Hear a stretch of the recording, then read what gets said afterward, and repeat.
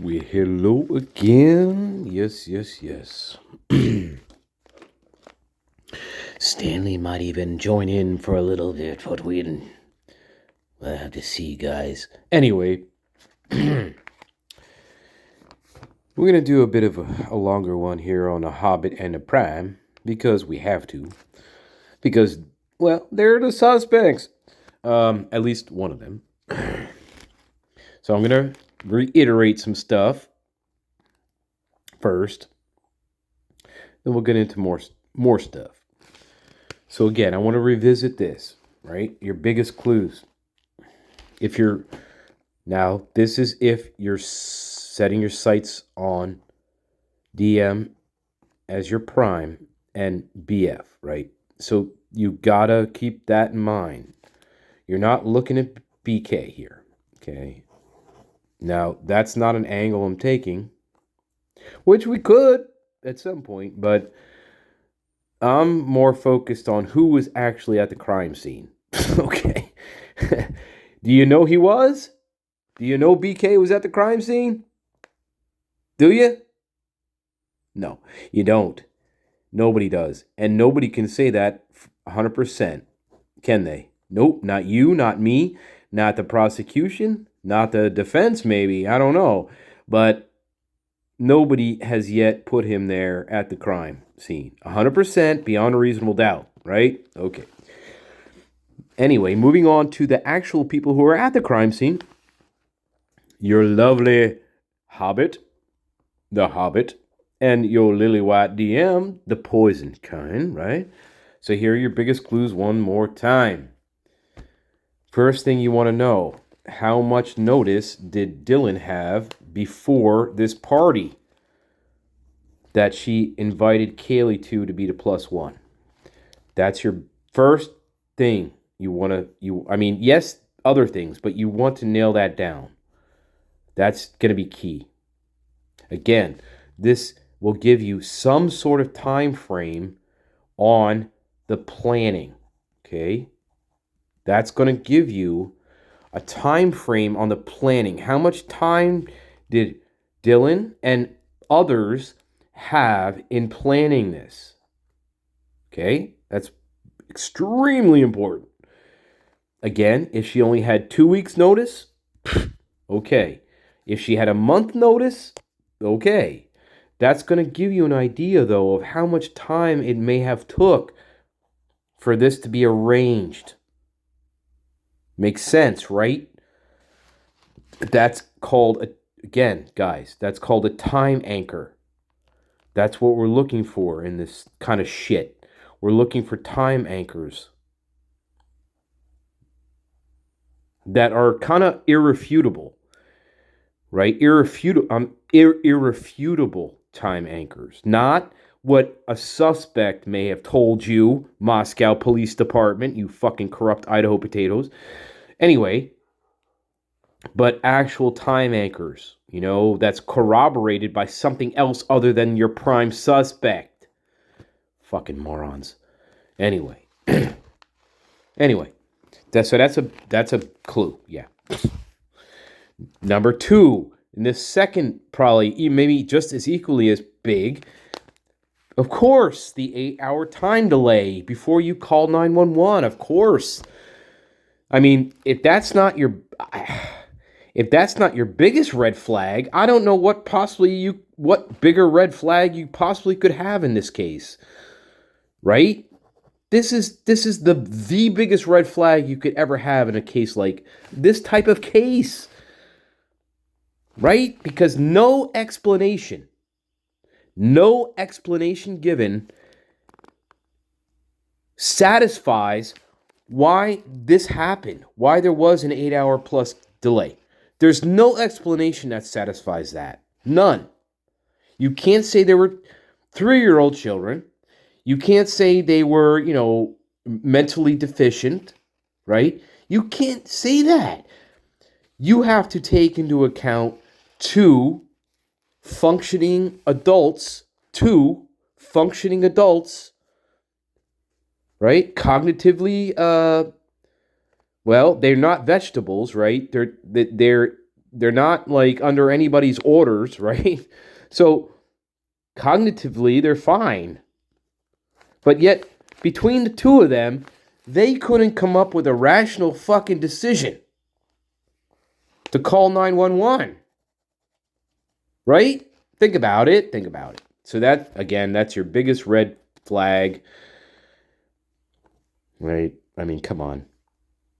Again, it just goes to common sense, logic, and absurdity. And number 3.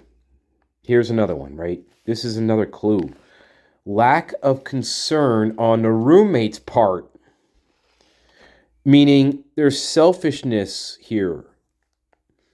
Selfishness. Yes, you see a flurry of calls between 4:20 whatever. Okay, you see a flurry of calls between that and, I don't know, let's say 4:30 whatever. Yes, there's activity. Okay? I give you that. But then it all stops. It all stops. And then when 7:30 rolls around, well, I'll show you. I'll just show you guys, all right? Hang on.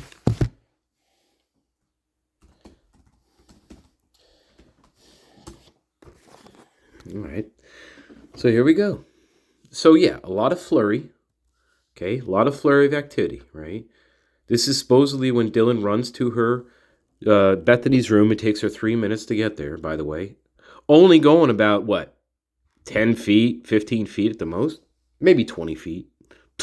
But if you're running, you'll probably cover that distance with, I don't know, 30 seconds maybe? 30 seconds, just run down the fucking steps? But okay. See, we have to suspend our logic, don't we? Right? And that's the problem with this case. Again, I said this before. You have to sacrifice half of your fucking brain for any of this to make sense. For these two not to be directly involved with the crime. Fuck's sake. All right, listen. I know you guys have seen this shit a lot, but okay. Flurry of activity. Okay, calling the roommates. Stupid because nobody's picking up, nobody's answering, but they keep calling them just to make sure you know that they're doing this. Okay. Going on Snapchat, right? We already know that. Instagram. Okay. 7:30 hits, right? There's actually activity here between, now the judge in his order says there's activity going on between, let me think about this, 6 o'clock and on. 6 o'clock and on. And maybe even a little earlier than that, but at least 6 o'clock and on, there's activity going on. So no, they did not sleep for 2 hours and 23 minutes, or 3 hours. We'll say 2 hours and 57 minutes, whatever. They didn't sleep. So by the time 7:30 hits, when Bethany knows her parents are probably going to be up, she spam calls her fucking family. Spam calls her family. Remember, they haven't left the room yet, right? They haven't left Bethany's room yet, right? Remember that. They're supposedly still locked in there. Okay. Spam calls her parents. Then you already know this. Dylan, again, she loves Instagram. She's on there. 2 hours. Chunk. That's broken up. Though, down here. But they have it as she's on there for 2 straight hours. That's broken up. You got, of course,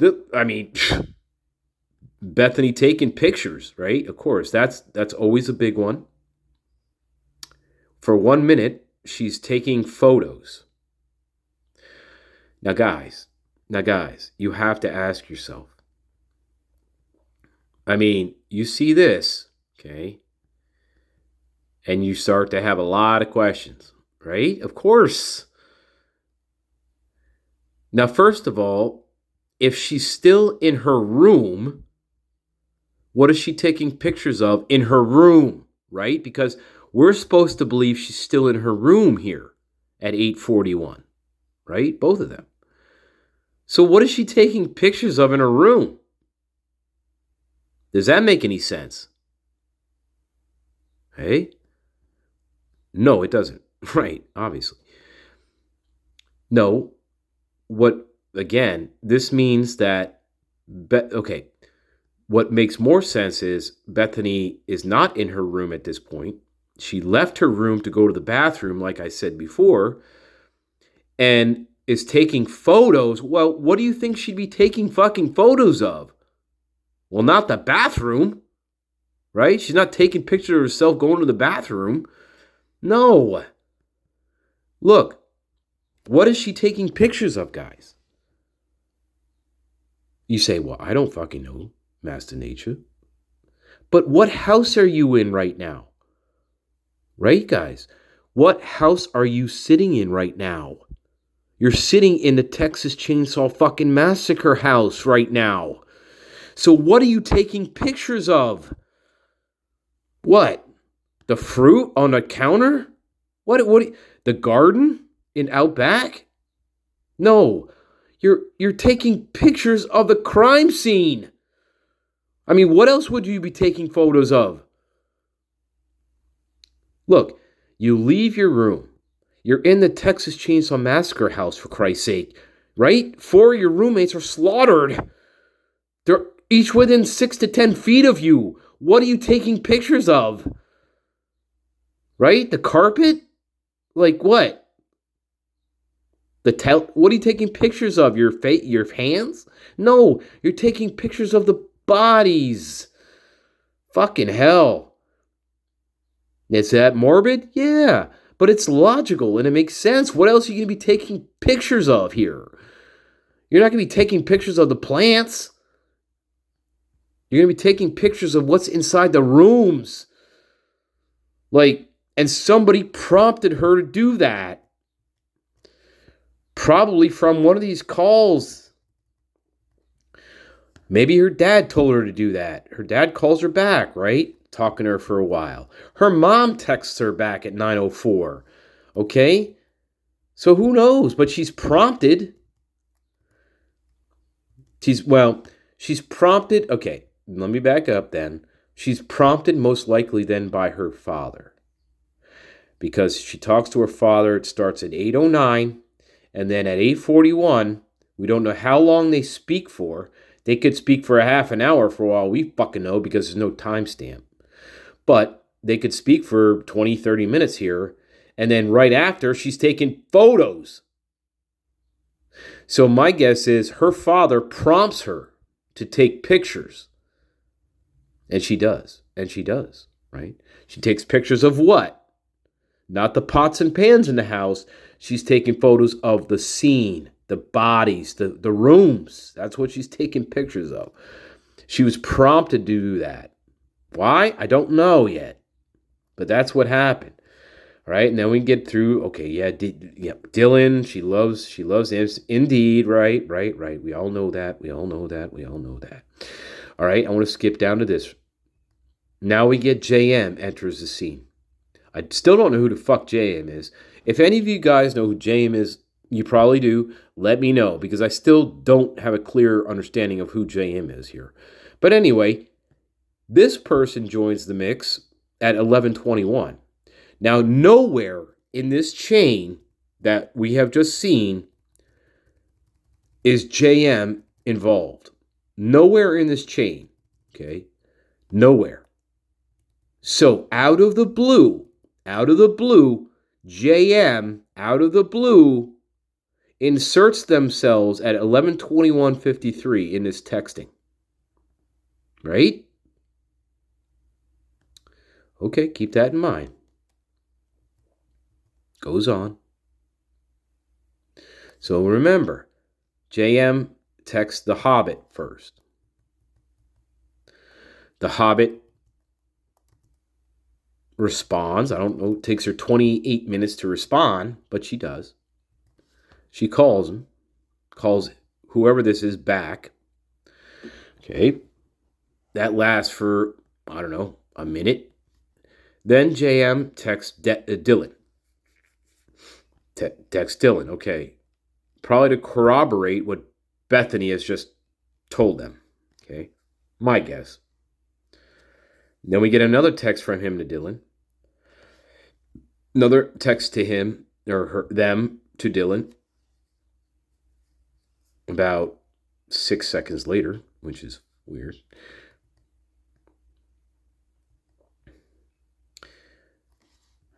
So then something changes here. So 6 seconds go by, and then Bethany takes over this whole chain then. So something here. There's 6 seconds here where Bethany just takes over. So I just want you to keep that in mind too. I don't know why that is, but there's a 6-second gap. And then at that point, it's all Bethany. It's all the Hobbit. She takes over the entire conversation with JM now. Maybe Dylan said, hey, fuck off. I'm busy on my fucking TikTok. I don't know what. But for some reason, Bethany takes over here. And she takes over all the way up until the time of the 911 call, right? So here we have a succession of 3 texts to Bethany in rapid succession, 4 seconds apart. Okay? 4 seconds apart. And then after that, well, of course, the Prime don't give a fuck.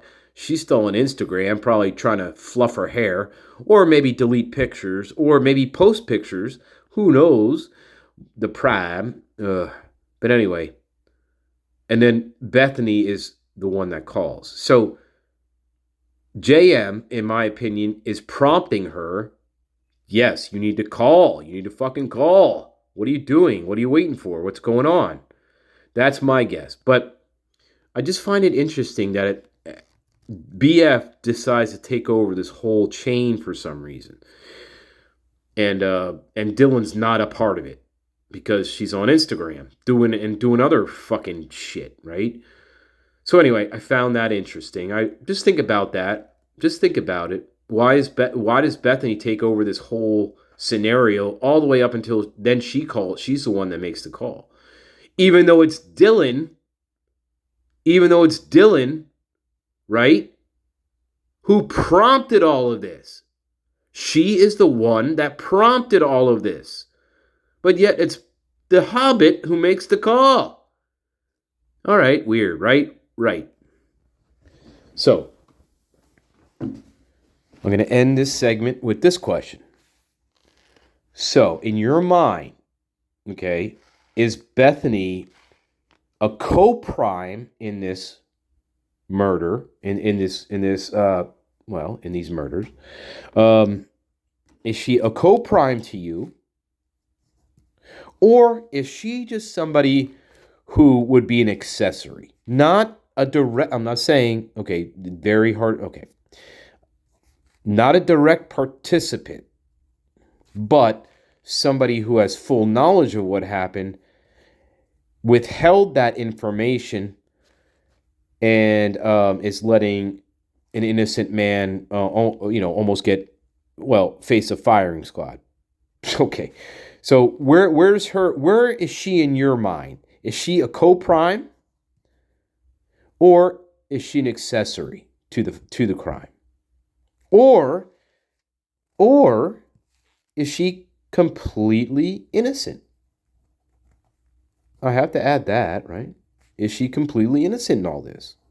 So there you go. That's my question. We're going to keep going with this because I'm not... the Hobbit, she still wigs me out. And there's still a lot with her that, well, my psychic energy tells me there's more to her that we need to keep talking about. But, all right. Love you, Tyrone. Always love you. I may do a shout out to Ms. Reverend D. Reverend D, you still making videos? You fucking fraud. Reverend D. Hey, remember, ladies and gentlemen, lilies and lads, the Reverend D, remember, she said the original perpetrator, he worked in a French bread factory. Okay, good night. We all love you, Reverend D. Good night. Retire, please, you fucking fraud. You fucking fraud. All right. Bye bye. We talk later.